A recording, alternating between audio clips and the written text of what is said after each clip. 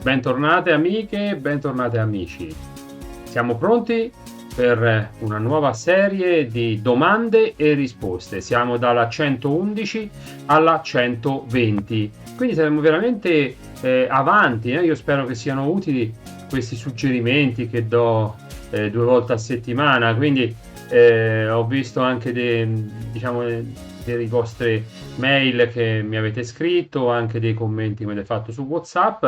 Ma io vi ricordo che se volete iscrivervi al nostro canale Associazione Sommelier a Tavola con Bacco, basta cliccare su iscriviti e poi sulla campanella per rimanere sempre aggiornati sulle nostre varie informazioni e video che vengono pubblicati settimanalmente. Ma le vostre domande le aspetto qui in basso sotto il video nella sezione commenti. Per seguire quello che facciamo durante l'anno abbiamo tante novità dal mese di settembre in programma. www.atavolaconbacco.it. Iniziamo con la domanda numero 11. Questa è una domanda interessante. Assaggiando alla cieca, cioè senza sapere che tipo di vino stiamo assaggiando, è possibile riconoscere un vino e i vitigni che lo compongono? Questo è una cosa un po' particolare. Allora, il vino non tanto l'azienda, no? Qualche volta anche l'azienda è possibile riconoscere, ma soprattutto il tipo di vino, quindi la DOP, no? La DOC, la DOCG, il GT. Intendiamo questo in pratica nella domanda, e i vitigni che lo compongono. Allora, non è molto facile, nel senso che ci vuole tanta esperienza, aver assaggiato molto. Noi come Associazione Sommelier a Tavola con Bacco organizziamo anche delle volte delle orizzontali o delle verticali, ad esempio sui vini. Orizzontale, vabbè, poi ne parleremo magari in seguito, insomma è la degustazione di stessa annata, stesso vino di aziende diverse. Diciamo che così fai molta pratica e quindi riesci ad avere un'idea a tutto tondo, magari su una determinata DOC oppure su un determinato vitigno. Io personalmente non riesco alla cieca a riconoscere tutti i vini e tutti i vitigni. Mi viene più facile riconoscere magari, che ne so, il Sangiovese, Nebbiolo, Sagrantino, Primitivo, Negramaro, Nero d'Avola, cioè sono dei vini che magari forse preferisco anche un pochino di più e riconosco meglio, oppure gli aromatici tipo il Gewürztraminer oppure il Moscato. Questo mi viene un po' più semplice. Poi se ci sono DOC diciamo che sulle quali sono più preparato, è chiaro che riesco, non sempre, sono sincero, ma riesco spesso a riconoscerlo. Ci vuole esperienza e ci vuole pratica. Sono dubbioso sul fatto che si riesca a riconoscere tutti i vini e tutti i vitigni. Tempo fa vidi in televisione un esperto alla trasmissione, che tempo che fa, ma insomma è passato un po' di tempo, con Oscar Farinetti, e questo esperto mi pare che era giapponese, che assaggiando un vino sapeva dire i vitigni che lo componevano, quindi alla cieca senza sapere nulla. Ha fatto una prova proprio in trasmissione e ci è riuscito diciamo allegramente. Beato lui, probabilmente ha tanta esperienza e anche un ottimo olfatto e un ottimo palato. Vi dico che è molto difficile, ci vuole tanta esperienza, quindi non è impossibile riconoscere tutti i vini e tutti i vitigni. Nutro qualche dubbio, però non lo metto in discussione. Ripeto, assaggiare molto, farlo con la testa e soprattutto tanta esperienza. Domanda numero 112. Quanti bicchieri da vino esistono? Allora, bicchieri da vino ne esistono tantissimi, calici diciamo da vino. Io ne ho 13-14 tipi, ma soprattutto la domanda penso che intendeva un'altra cosa, cioè nel senso quanti bicchieri esistono per assaggiare correttamente il vino, perché il passito ha un bicchiere, un tipo di calice, un tipo di bicchiere, lo spumante magari ha la flute oppure ha la coppa per il moscato, comunque per dei vitigni aromatici. Poi ci sta il classico balloon, ad esempio, per i vitigni magari rossi un po' strutturati che hanno bisogno di ossigeno, oppure i classici bicchieri da Chardonnay che sono ampi e lunghi. Diciamo che sono molti i bicchieri, servono soprattutto a concentrare, a migliorare il nostro assaggio organolettico del vino, quindi per capirne le caratteristiche. L'importante è che il bicchiere non sia smaltato, non sia sfaccettato, cioè deve essere totalmente trasparente e liscio, proprio per permetterci di apprezzare al meglio le caratteristiche del vino. Ovviamente non deve profumare di nulla, deve essere neutro e così via. Quindi ne esistono tantissimi, l'importante è che risponda alle caratteristiche che vi ho detto. Se volete, tra virgolette, fare le cose fatte in modo più semplice, acquistate dei bicchieri ISO 9, che sono dei bicchieri studiati proprio per la degustazione, e riuscite ad assaggiare molto bene molte tipologie di vini. Ma io, diciamo, con alcuni vini io vorrei proprio il bicchiere specifico, che lo preferisco. Tenete conto, ci sono dei bicchieri molto grandi che addirittura si evita di utilizzare il decanter per quanto sono grandi, quindi ne esistono veramente tantissimi. Domanda numero 113: cosa sono i vini da meditazione? Abbiamo parlato già di vini da conversazione, che sono i vini da bere con gli amici, eccetera. Vini da meditazione ovviamente sono dei vini su cui pensare, scoprire con calma le peculiarità di questo vino, quindi i profumi, che sono ovviamente profumi intensi, lunghi nel tempo, all'assaggio donano tantissime caratteristiche, hanno un ventaglio ampio di aromi, cioè sono vini sui quali utilizzare il tempo che serve, cioè non da bere velocemente, ma hanno bisogno di tempo perché contengono talmente tante sfaccettature sia odorose sia gustative, che ci vuole tempo perché ce le dia tutte quante, insomma ce le faccia apprezzare tutte quante. Quindi si vengono detti da meditazione non tanto perché non possano essere magari assaggiati insieme a altre persone, che è cosa sempre che io consiglio, ma perché ci vuole il tempo, bisogna utilizzare il tempo necessario affinché il vino possa dare ci possa regalare tutte quante le sfumature, diciamo, preziose che contiene. Sono dei vini di solito che sono strutturati, sono invecchiati, oppure sono magari passiti e così via. Quindi vini da meditazione interessanti, magari anche a fine pasto, ma io personalmente, se devo assaggiare un vino da meditazione, lo faccio fuori pasto, assolutamente, né prima né vicino ai pasti, ma possibilmente anche abbastanza lontano, in modo tale che ho il mio apparato gusto olfattivo libero, pulito. Domanda numero 114, il nostro solito abbinamento, consueto abbinamento: che vino abbinare alla pasta ai 4 formaggi? Allora, intanto bisogna vedere come la facciamo sta pasta ai 4 formaggi. Ci sono 4 formaggi.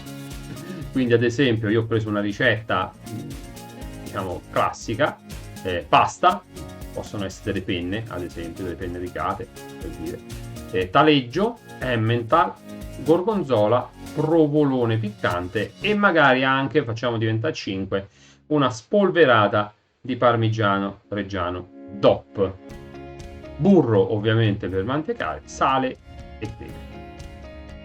Qual è, giochiamo un po' così, no? Qual è la caratteristica principale di questo piatto? È ovviamente il formaggio, quindi abbiamo una grassezza in bocca che noi dobbiamo andare a per la contrapposizione, il principio di contrapposizione dell'abbinamento vino al cibo, dobbiamo andare a pulire la nostra bocca, e quindi ci servirà un vino che abbia una spiccata freschezza, una spiccata acidità.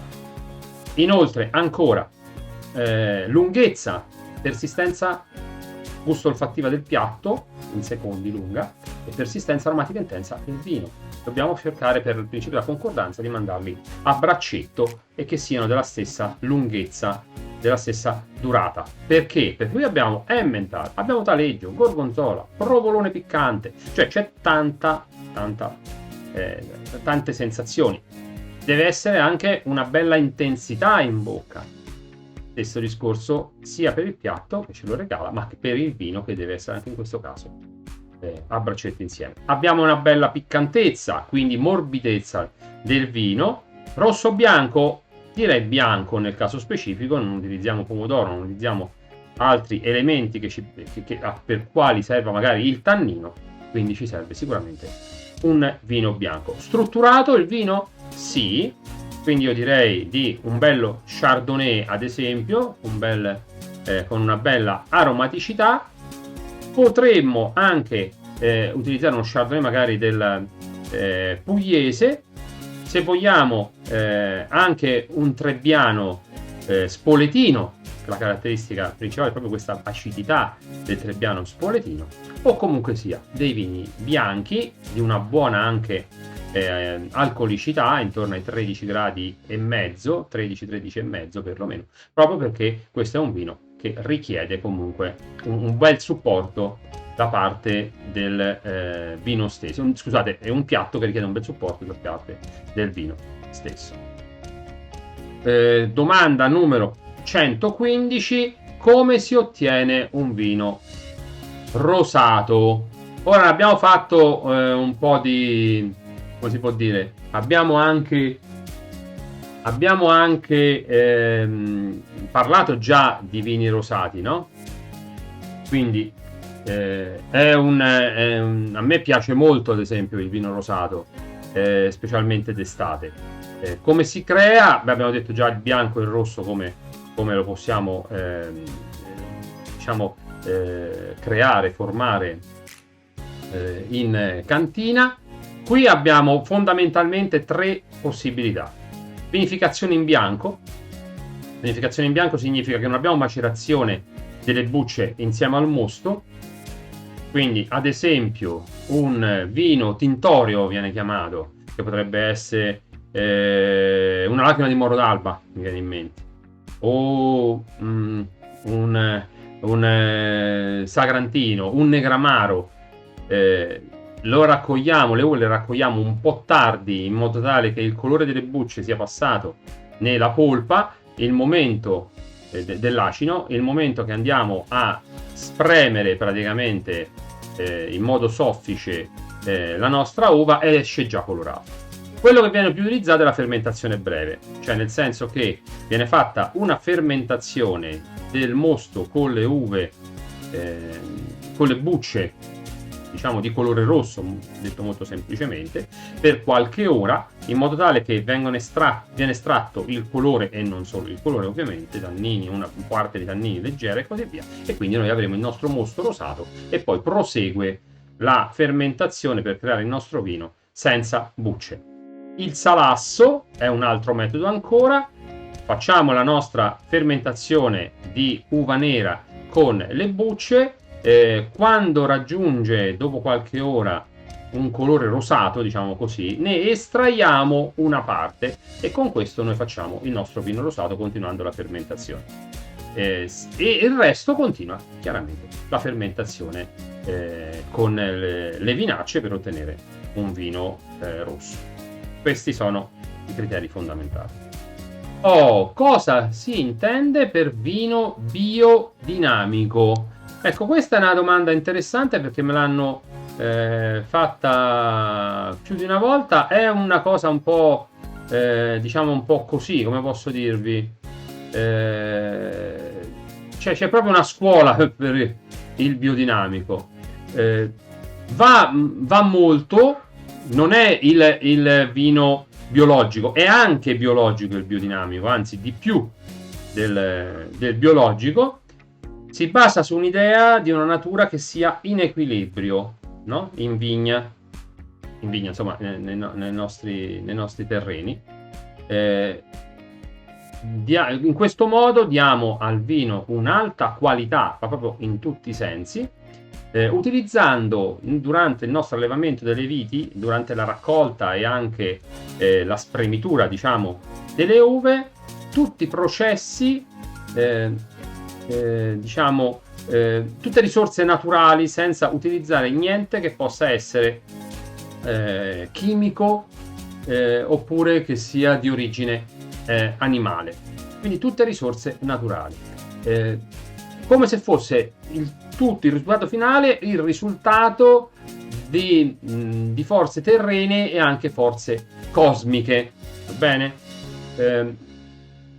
Non vengono utilizzati prodotti di sintesi quali possono essere concimi, fitofarmaci, disserbanti o organismi OGM.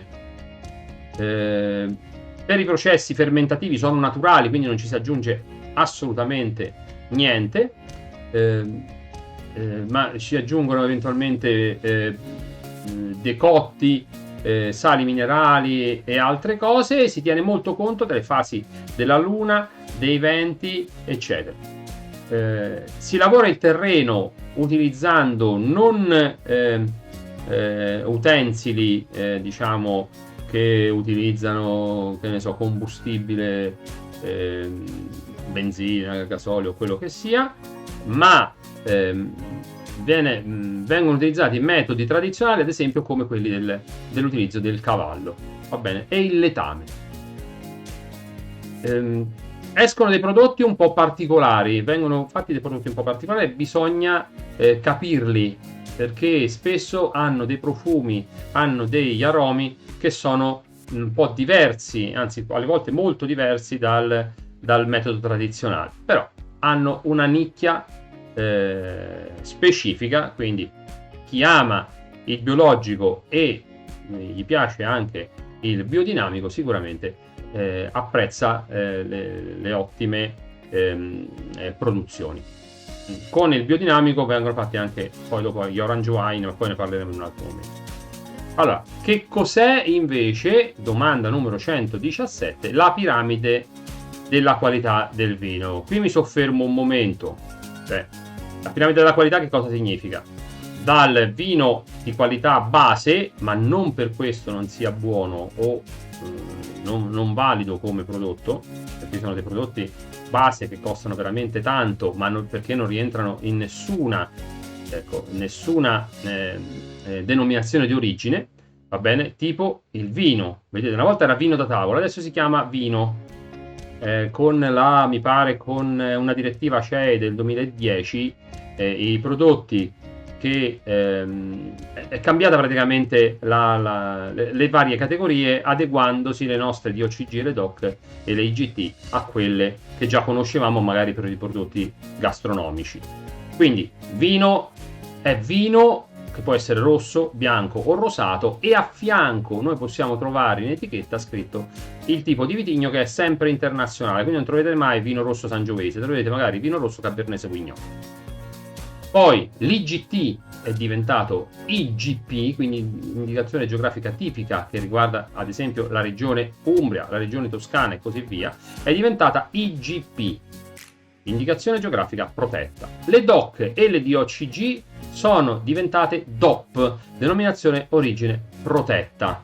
Quindi io non so se la DOCG se è una DOCG o una DOC, se ci sta scritto DOP, a meno che ovviamente mi sono informato oppure sono un appassionato, un esperto del settore. E in etichetta può essere anche indicata una parte della vigna, che può essere una sottozona, un comune specifico oppure un microarea, diciamo, della vigna, indicando proprio vigna, ad esempio fattoria o frazione, sempre in etichetta. Noi troviamo ancora comunque sulla bottiglia scritto anche DOCG o IGT o DOC.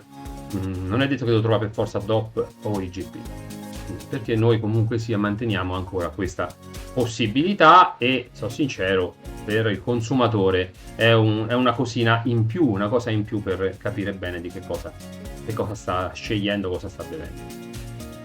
Domanda numero 118, questa è un pochino più tecnica. Cosa sono i terpeni? Allora, la facciamo un pochino più semplice. Sono dei composti chimici che sono nell'uva e sono soprattutto i profumi. Cioè, Sono poi pochissimo, una quantità di 0,001, mi pare 003, qualcosa del genere. Cioè, quando noi diciamo profuma di ananas, pera, che ne so, foglia di pomodoro e così via, sappiate che è veramente una parte limitatissima del vino. Detto una percentuale molto limitata di tutto quello che trovate in bottiglia e nel bicchiere. Lo percepite meglio, i terpeni vengono percepiti meglio dove? Nei vitigni aromatici, tipo la malvasia aromatica, il brachetto, il moscato, va bene? E brachetto, moscato, malvasia aromatica e il traminer aromatico. Si creano durante la maturazione dell'uva sulla pianta. Ecco, i terpeni sono questo qui. Domanda numero invece 119, questa è interessante: è possibile raffreddare o riscaldare un vino velocemente? Quando ci serve? Abbiamo parlato già di temperature di servizio. Poniamo che io ho bisogno urgentemente di scaldare nel senso di portare a una temperatura più alta di quella che per la quale ho il vino. Immaginate un Chianti, magari riserva, va bene, che devo servirlo a 18 gradi, ma ce l'ho a 10. Come faccio velocemente a scaldarlo? Non si tratta di metterci il fuoco sotto o metterlo dentro l'acqua bollente. Va bene. Utilizzo, ad esempio, questa è un'idea, il decanter, cioè quella specie di caraffa con il collo, va bene, che poi ne parleremo meglio, ma comunque qualcosa abbiamo già detto, che serve per scaraffare e decantare il vino. Cosa succede? Mettete dell'acqua ben calda dentro il decanter, scaldate il decanter, poi dopo lo svuotate, fate in modo che tutta l'acqua esca dal decanter, dopodiché ci versate il vino, in base alla tipologia di vino, velocemente o lentamente, insomma, poi dopo questo dipende dal vino. A questo punto chiaramente la temperatura del vino sale e con il decanter andrete poi a servire il vino. Se dovete raffreddarlo, mettete il ghiaccio e fate la stessa identica procedura. Chiudiamo questo video con la domanda numero 120. Ecco, proprio qui ci ricolleghiamo alla temperatura di servizio. A che temperatura va servito il vino? Allora, tante sono le idee, diciamo, le posizioni sulle temperature di servizio. Io direi di basarsi più sulla struttura e il colore del vino. Un colore che abbia un colore chiaro, va bene? Diciamo così. Io mi parlo per i neofiti, chiaramente, non per gli esperti. Ha una temperatura, un bianco per esempio, che ha una struttura di un giallo verdolino, è un vino giovane e va servito intorno ai 10 gradi centigradi, 8-10 gradi centigradi. Più sale la colorazione e maggiore sarà la temperatura di servizio. Ma un bianco difficilmente è da servire oltre i 14-15 gradi centigradi. Attenzione, ricordatevi che nel momento che noi versiamo poi il vino, se il bicchiere non è alla stessa temperatura, poi chiaramente in poco tempo cambia il vino, la temperatura di servizio per la quale andremo a bere il vino. Con il rosso possiamo arrivare al massimo a 20 gradi centigradi. Anche qui partiamo con un rosso purpureo e andiamo dai 14 gradi all'incirca fino ad arrivare 13-14 gradi fino ad arrivare a un 20, massimo 22 gradi centigradi, ma già 22 è tantissimo. Gli spumanti più sono giovani e meno strutturati, andiamo da 6-8 gradi centigradi fino ad arrivare a un massimo per i millesimati, per gli spumanti, per gli champagne strutturati, magari anche per gli spumanti riserva, possiamo arrivare fino a un 14-15 gradi centigradi di servizio. I passiti, il passito bianco 8-12, il passito rosso andiamo a finire da 14-16 gradi centigradi. Gli spumanti aromatici vanno serviti freschi, questo ricordatevelo sempre.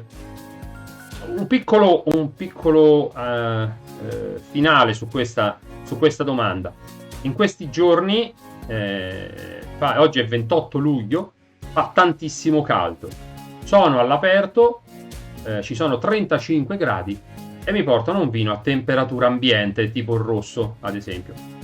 Non posso bere un vino a 30, 33, 34 gradi centigradi. Quindi, se è un bianco, poi non ne parliamo assolutamente, deve essere sicuramente di frigorifero, ma fate in modo che vi arriva a una temperatura, non dico perfetta, non dico che sia giusta, ma una temperatura accettabile. Perché bere un vino troppo caldo diventa stucchevole in bocca e dà fastidio. Ci rovina anche il piatto gastronomico che stiamo assaggiando, al quale abbiniamo il vino. Quindi, se fa un passaggio in frigorifero, magari un rosso, non importa, prendetelo un pochino più fresco, tanto si scalda subito nel bicchiere. Il vino bianco magari fate usare una glassetta, oppure in questi casi che fa tanto caldo utilizzate un cestello con il ghiaccio. Questo è importante al fine proprio di gustarvi il vostro piatto insieme al vino che avete scelto. Anche per questo video l'abbiamo terminato. Io vi ringrazio per l'attenzione, vi do come sempre appuntamento al prossimo video. Vi ricordo di iscrivervi al nostro canale YouTube. Tutto questo noi lo facciamo per passione, quindi il ringraziamento più grande che potete darci è condividere questo video e mettere assolutamente un bel mi piace a un bel mi piace alla fine di questo video. Grazie a tutti, ci vediamo la prossima volta. Ciao!